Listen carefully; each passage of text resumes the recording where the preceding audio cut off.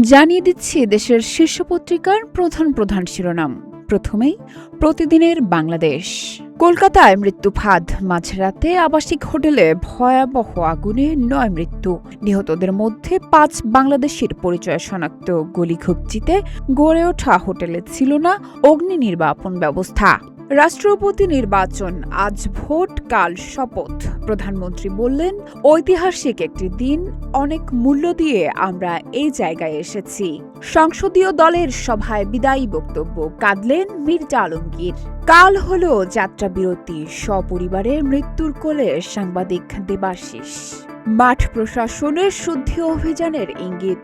নাটোর, গাইবান্ধা ও রংপুরের ডিসি প্রত্যাহার, নতুন নিয়োগ। অন্যান্য জেলার ডিসিদের দক্ষতা, সততা ও অতীত কর্মকাণ্ড নিয়ে চলছে যাচাই বাছাই। রাজশাহী বিভাগে নতুন কমিশনার।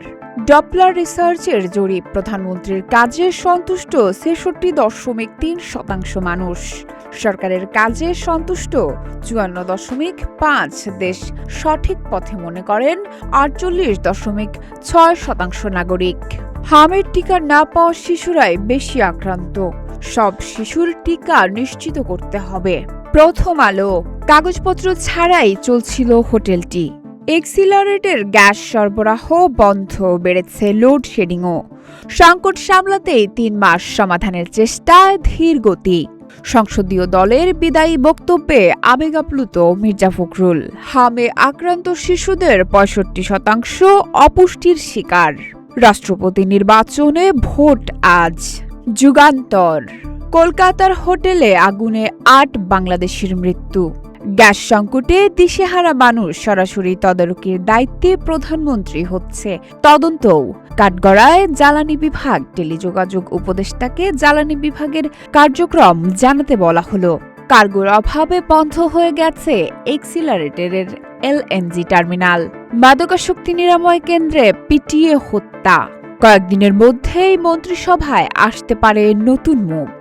রাজনীতিতে নানা আলোচনা, অস্বস্তি, ষড়যন্ত্র করলে জনগণই জবাব দেবে।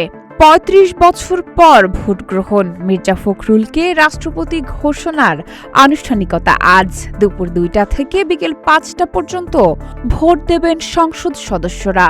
বঙ্গভবনে দেশের ২৩তম রাষ্ট্রপতির শপথকাল।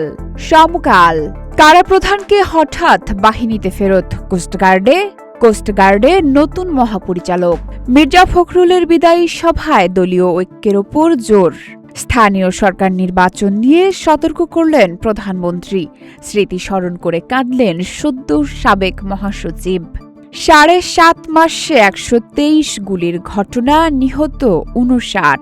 কার্গো সংকটে গ্যাসের ঘাটতি কাটছে না। ভোট আজ, কাল সন্ধ্যায় শপথ। কলকাতার হোটেলে আগুনে ৭ বাংলাদেশের মৃত্যু। বিপজ্জনক ভবনে আবাসিক হোটেল, ছিলেন ৮১ বাংলাদেশি। মৃত ৫ জনের পরিচয় জানা গেছে। এসির বিস্ফোরণ থেকে আগুনের সূত্রপাত বলে ধারণা। মরদেহ দ্রুত দেশে আনার ব্যবস্থা নিচ্ছে সরকার।